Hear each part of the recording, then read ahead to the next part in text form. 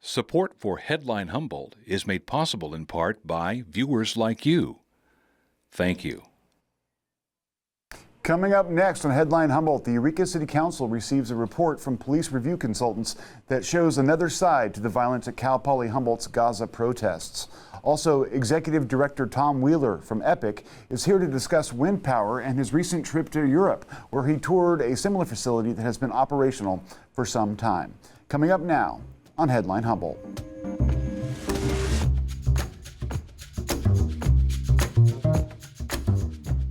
From the top of Humboldt Hill, this is Headline Humboldt. I'm James Falk. Thanks for joining us.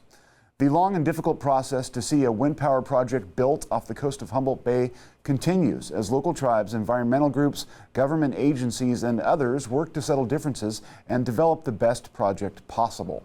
It promises a cleaner energy future, good jobs, and grid stability, but the size and scope of the project have some concern. A number of folks, including today's guest, recently toured a Norwegian wind power facility to get a sense of the project and become better acquainted with the possible benefits and impacts. Tom Wheeler, Executive Director from the Environmental Protection Information Center, or EPIC, will join us shortly to discuss the trip and any insights gained. But first, the news.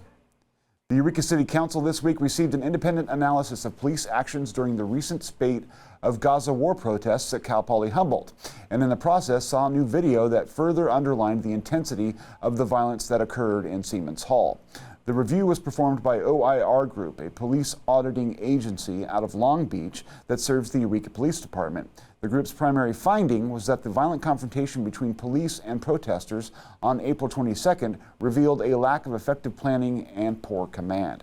Quote, "There was no clear unified incident command and no contingency planning in place if the circumstances changed. For example, how to respond if the crowd size overwhelmed law enforcement's capacity or protesters became violent," the report notes.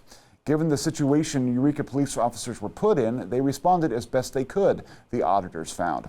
They also determined that the videotaped violence that went viral should never have happened. Quote, "There was no immediate threat beyond vandalism of university property at the time officers staged in the foyer and no urgent need for law enforcement intervention," the report states. Police Chief Brian Stevens was at Tuesday's City Council meeting and led off the presentation. At the end of the evening, we realized that we were outnumbered. The mission had become convoluted, and there was no real guidance being given from Cal Poly personnel, and our efforts were mute at that point. So we decided to vacate the area. Cal Poly administration began to try to negotiate with persons, get them out of the hall. When that was unsuccessful, and dealing with a large group of onlookers and protesters, we decided to leave. I would say we were outnumbered at least 10-1, just with the people on the outside in the quad. So it was not a conducive situation for the safety of the officers that were left on scene.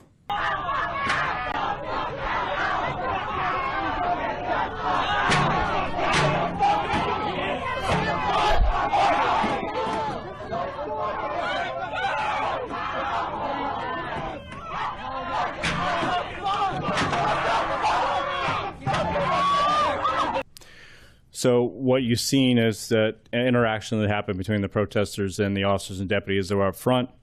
You saw use of force take place. What you don't see in that video as much as the officer that's trapped behind the thing. So this is the body camera video from the officer directly to the left of the officer that got trapped and was getting assaulted. So not only did the officer's legs get trapped, once they were being pushed over, there was a protester that was actively punching and kicking the legs of the officer while this was all going on. You'll see in the video that the tall deputy that was standing there that was getting hit with the water bottle actually has his hand under the officer's vest that's going to the ground and is holding onto her and is using the force that is being used to try to get the crowd back to get her up off that, out from that pinned position. And so this is just a different perspective on what you've seen, but this is the piece you can't see necessarily from the public view.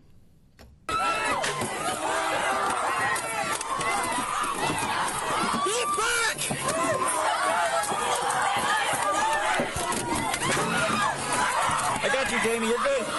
Jamie, get up. I can't. Get Jamie up. I got you.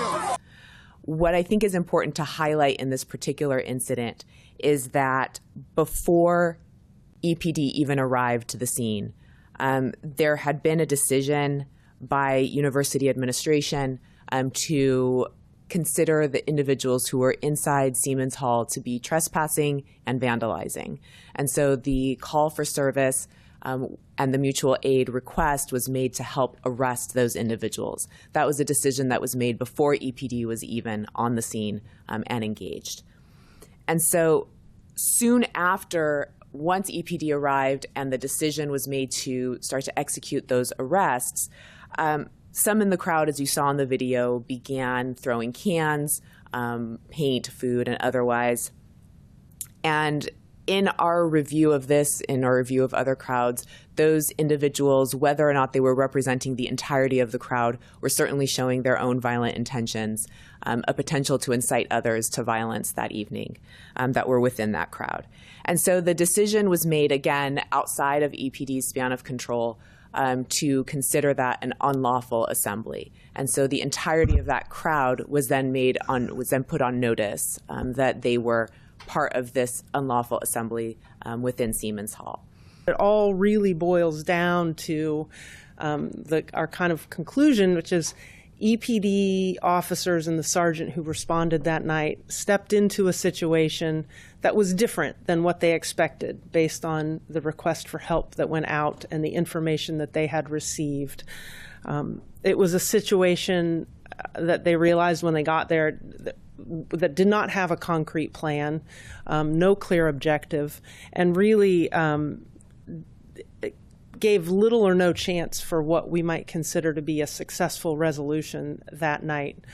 And yet the officers, sergeant who responded, did not have the authority to really do anything about that in the moment. And that has to do with the rules and the governing how agencies respond in these mutual aid situations. And Teresa is going to talk a little bit more about that in just a moment. But once they began engaging with the protesters, they quickly became overwhelmed, as you saw in that video.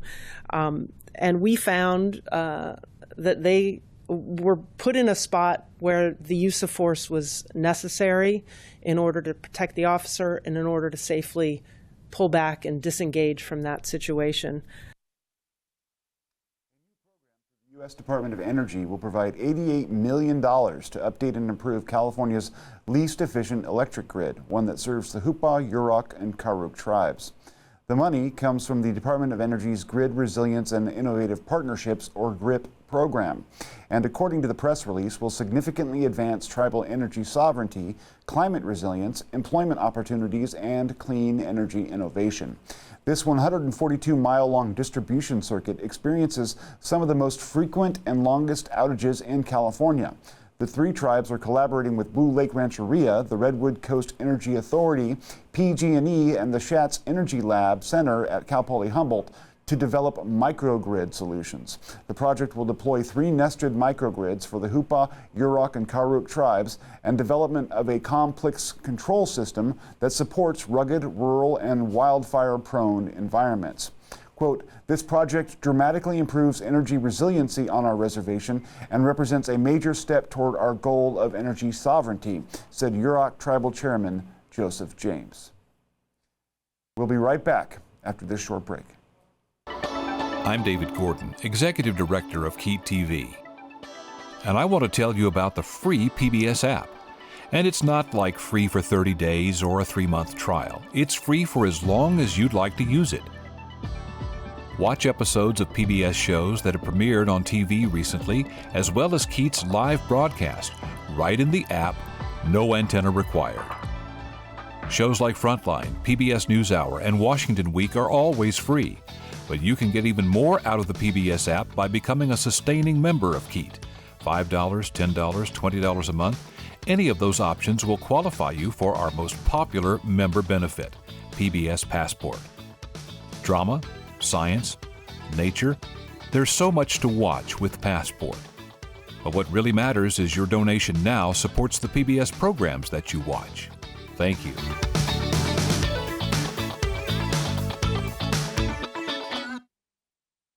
Well, following our last story, and speaking of power, joining us now in studio is Tom Wheeler, Executive Director of the environmental advocacy group EPIC. Thanks for joining us. Thank you for having me. So let's start big and we'll sort of narrow down as we go. We're here to talk about wind, but first off, let's talk about EPIC. What is EPIC? And it sort of made a name for itself in the environmental movement across, I think, the world. Can you describe for us what it is and what its mission? Sure. We are an environmental advocacy group. We are the largest in Northern California, and we're based in Arcata, California. We've been around since 1977, and we're dedicated to protecting the wild places and the wildlife of our region. Okay. Now, so what are some of the things that you guys have been involved in that people might recognize as sort of, important issues that we're all glad have succeeded in terms of environmentalism? Long-term North Coast residents will remember us from the Timber Wars, where we were active in fighting the logging of old-growth redwoods on industrial timberlands. We still do private timber reform, but we also do public lands monitoring. We do clean water enforcement, as well as climate readiness for our region. Now, we were talking before the show about how the landscape, no pun intended, between what was happening back in the Timber Wars and now has changed significantly because of the environmental movement to a large degree. That's progress that's been made, and you guys were formative in that. So I want to mention that. Now, you guys are involved with several other groups in relation to sort of helping to guide this process or develop the standards and stuff that are going into the wind power project. But can you talk about what role you're playing and why the trip to Norway was part of what you're looking to do? Sure. So climate change is going to radically impact the North Coast, from higher temperatures that are going to lead to more severe wildfires. I know that a lot of people are worried about the Park Fire right now, for example. Mm-hmm. So that's a preview of what's to come, right? A more severe wildfire season. We're also going to experience sea level rise. Humboldt Bay in particular is going to experience sea level rise at a pace or a clip faster than anywhere else on the West Coast, because as the seas are rising, our land is also subsiding into the ocean. Double whammy there. Right? It's a double whammy. So it's important that we do something to combat climate change. And so we are taking the possibility of wind energy seriously, because right now this show, probably folks watching at home, they're using power generated from fracked natural gas that's being burned at the Humboldt Bay generating station. So the use of fossil fuels is what's gotten us into this situation. And so things like wind energy, solar, are our solutions to this problem. Yeah. Now, so you guys have sort of been on the forefront of the advocacy for these kinds of solutions. What did you find in Norway, and did that sort of help you, feel good about the prospects, or did they raise some concerns? So Norway is an oil-rich country, mm-hmm. Like the United States, and they've recognized that they need to also move from oil to wind energy or other forms of renewable energy. So it was very cool to go to Norway. I think that they're slightly ahead of us. All the cars seemingly were electric. They had wind turbines everywhere. There was solar everywhere. So they are taking concrete steps as a nation to move forward. So it was somewhat a look into our future in the United States. We are planning in California to do many of the same things that Norway is doing. We're going to prohibit the sale of new internal combustion engine powered cars in California by 2035, for example. So to go to Norway was to kind of look into our future, and part of that was to see this floating offshore wind farm that has demonstrator type turbines, floating offshore wind turbines, that are actively powering the Norwegian grid. Now, I want to get into those conclusions, but who was accompanying you on the trip? What did the group look like? Was it different groups? Yeah, it was a mixture of environmental groups. So it was myself, Jen Call from Humboldt Waterkeeper, and EPIC's climate attorney, Matt Simmons, together with representatives from Bear River, Karuk, Taloa de Ni, and Trinidad Rancheria. So we had a large travel component on this trip. And that was one of the most interesting things for me, was to see the project through their eyes. A number of these tribes have issued proclamations in opposition to offshore wind. They have, yeah. And so we were able to have long, deep conversations about their concerns with offshore wind and what might also make them excited about this for the future too. Yeah. So they were able to see close up what it might actually sort of look like. But now, as you mentioned to me, these aren't exactly what you're going to be seeing off Humboldt Bay. Can you talk a little bit about the contrast between what's planned here and what you were able to see offshore Norway? In Norway, the largest turbine that we saw was 3.7 megawatts. By contrast, in 2035, when they expect this project to be operational in Humboldt County, we are anticipating at least 20 megawatt turbines. This is a technology that is not commercially available at present. The largest wind turbines that we have are 14 megawatt turbines. So we're having to imagine something that doesn't exist yet. But things like wind energy are scalable. You know, the amount of power that you get is because of the area that you can capture wind, the rotor swept area. So we just need to imagine a larger rotor swept area, a taller turbine to accomplish that, and that's functionally what we'll have. And then we'll also need to upscale the size of the floating platforms that they're on as well. Yeah. Now, one of the things that concerns that's been raised in Humboldt County about this issue is the impact on fisheries. Were you able to see fisheries at work around these turbines? How has their relationship been shaped between people who are fishing for a living and these massive turbines? Norway still has a robust fishing industry, and the impacts of fisheries are going to be different depending on the type of fishery. Sure. So in Humboldt County, things like deep sea fishing is going to be difficult, right? We can't pull a net through an area that has floating wind turbines because they could get caught. Yeah. Other types of fishing, like angling, where somebody's off the back of the boat and they're casting off a line, that's still going to be something that should be compatible with offshore wind. Yeah. On the East Coast, offshore wind turbines are actually a hot spot for anglers. They really like them because fish tend to congregate around the wind turbines. Yeah. Now, so, I mean, what about what you saw in Norway raised any concerns for you? Was there anything that you thought, well, that's interesting, but I'd like to see us try something a little bit different, or any kind of negative thing that you may have noticed about the project there? Norway is similar to Humboldt, but it's also very different. Yeah. We have a different marine wildlife out here. This has never been tested on the West Coast. We have no fixed bottom or floating wind power on the West Coast. This is something that Norway and Europe has been developing since 1991. That was the first commercial fixed bottom offshore wind project. So things are going to be different here on the West Coast. What I want to see is I want to have a process in place so that if there is an impact that was unanticipated, that we could go and address that impact during operations. So if for some reason it was impacting a bird species in a way that we hadn't previously anticipated, because there's going to be a lot of environmental analysis done prior to these projects going in, I want there to be a process for which we can go back and add mitigations in place to reduce and minimize those impacts. Now, what you're describing sounds like a sort of an ongoing relationship between people who are interested in monitoring the environmental stuff, but we've all been around business for a long time, and companies that are after a profit often are uncomfortable with that kind of relationship. How can you or others sort of secure that situation long-term with these companies as we get closer to actually beginning construction? So all of these things are going to have to be negotiated, and we're going to get them in writing. Okay. And that's the most important thing. We're not going to trust any promises, but we're going to get commitments in writing and have those commitments be legally enforceable. And that's our bread and butter, is in enforcing environmental laws. Yeah. What do you think the most significant impacts for folks in Humboldt County are going to be in terms of these wind turbines that get built? I mean, people are talking about the viewscape and that they're far enough off that we'll only be able to really see them with binoculars and only on a really clear day. But then, the peninsula is going to see some significant site changes, and we're going to be seeing these things come in and out and probably brought in for maintenance occasionally. I'm not exactly sure. So, I mean, what can you expect people, what are they going to notice? What might concern them, and what should they be prepared for, I guess?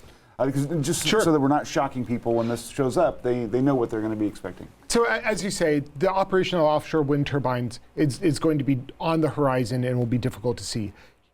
But one thing that is being discussed is building those wind turbines here in Humboldt Bay, because we have a deep water port that is capable of building and servicing those wind turbines.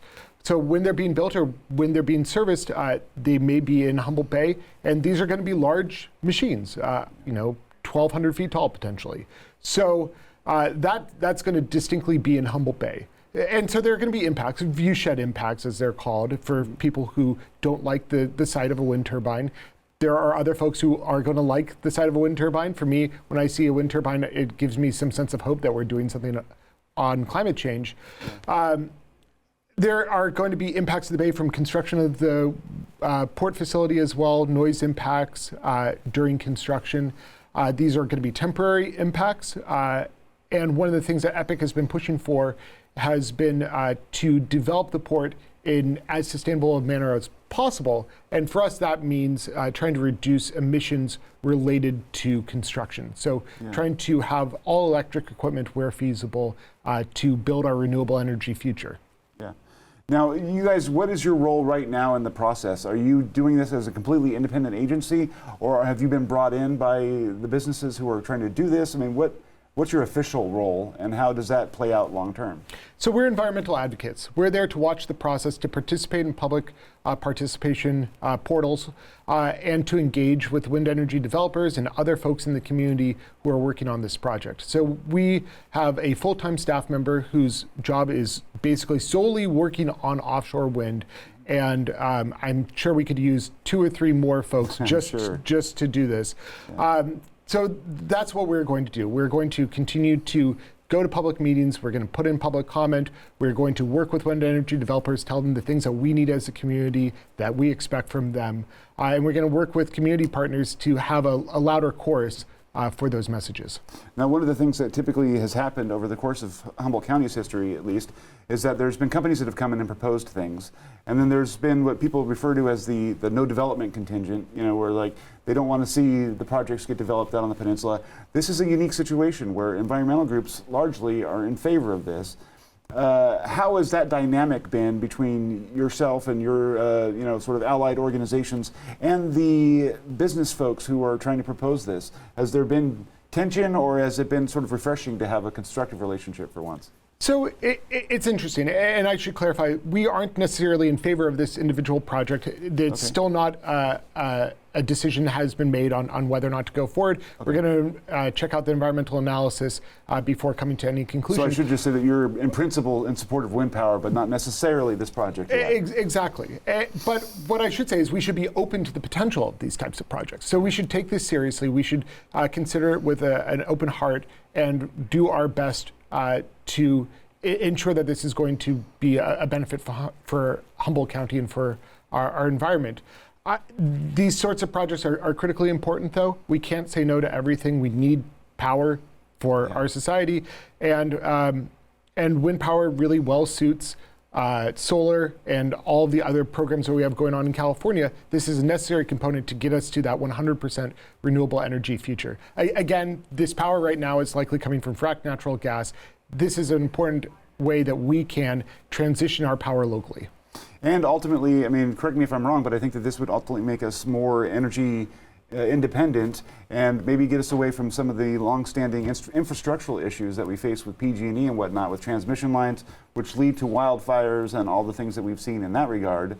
I mean, so there's a lot of you know, down current effects that we can hopefully, you know, see as well from this kind of project, right? Totally. So there are a lot of potential benefits for our region. An improved and more resilient energy grid is one of those. Mm-hmm. We haven't had major investment in our energy grid in over 60 years. So that's one potential. Another thing that I'm very excited about is potential for family wage blue-collar jobs constructing our renewable energy future. Absolutely. Because all of these are going to be union jobs with tribal hiring preferences, and that's very exciting for me, to build a more just and equitable economy while also tackling climate change.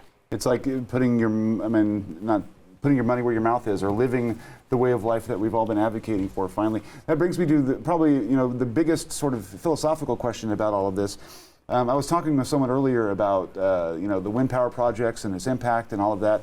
And they were like, we can build as many wind farms as we want, but until we address the consumption side of power and you know, its impact on our environment, we're never going to get there. Is that battle lost, do you think? I mean, how can we begin to make that more part of our culture, where we're just not consuming as much power or requiring as much to get through our daily lives? So that's not lost. And that's something that we're also working on. So we're engaging in the Humboldt County Climate Action Plan, which is under development. And so we're trying to figure out ways, how can we structure society so we need to use less power generally? Can we have things co-located near each other, housing near places where people work?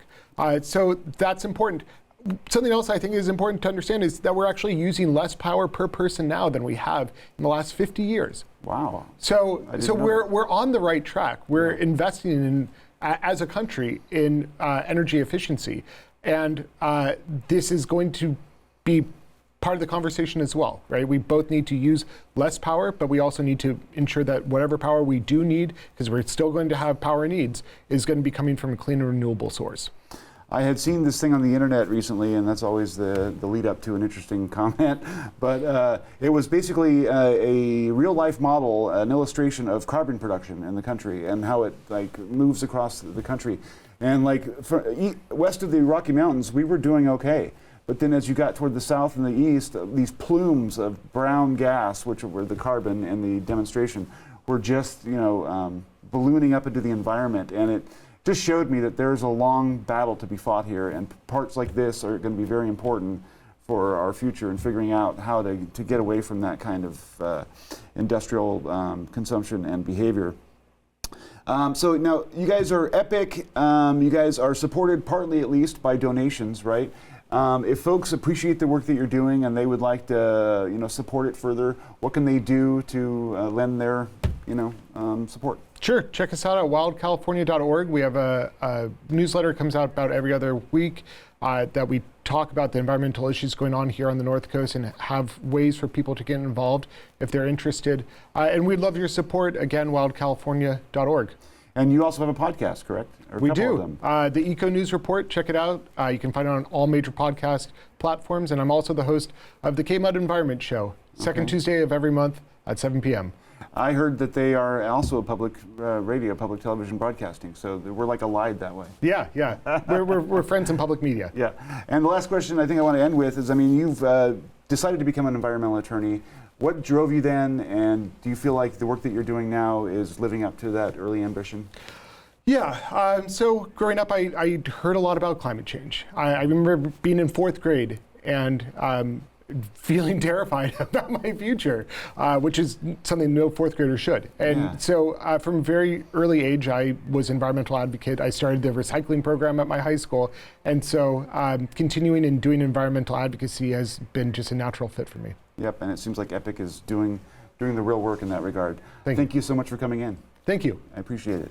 That's all for this evening. Thank you guys for joining us. And if you're bored with the usual podcast fare, his is probably cool, but check out mine too, Neon Galactic and KEET Produced Podcast. And it's now available on all podcast streaming services. That's Apple Podcasts, Spotify, as well as all the others. So check it out. Stay tuned, stay informed.